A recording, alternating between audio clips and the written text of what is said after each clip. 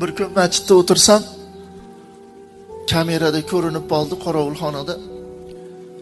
Bir ayol kelib, masjid eshigini tagida baqa yurib qoldi.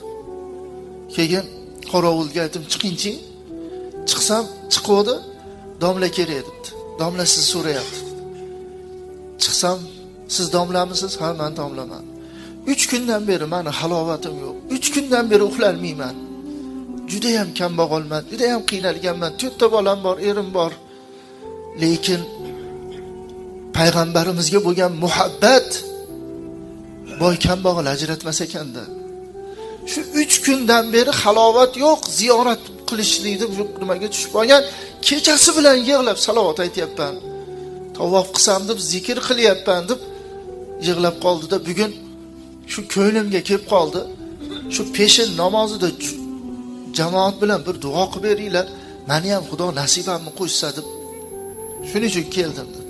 Xo'p bo'ladi deb oldilarida ham duo qildik-ku, peshinda keyin jamoat bilan duo qildik. 20 kun o'tdi yo o'tmadi, yana hali xola paydo bo'ldilar. Chiqinchi desam chiqdi, qo'lida so'mkasi, domla kerak. Chiqsam, umraga ketyapman, duo qilib qo'yinglar dedilar.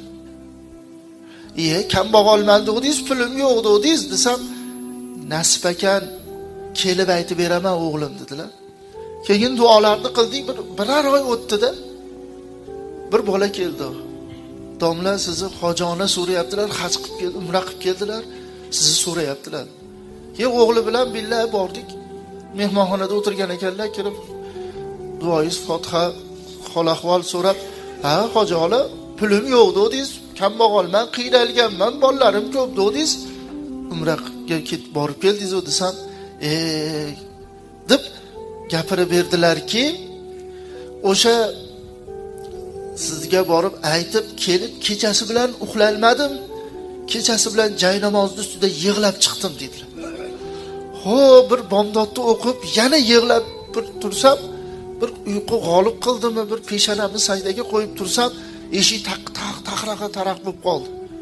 Kim ekan bu ertalabda bu chaqirayotgan deb chiqsam, bir yigit turibdi eshik tagida. Chiroyli mashinam yo'q. "Keling o'g'lim, ha keldim. Siz falonchi ayamisiz?" debdi. "Ha, men falonchi ayaman."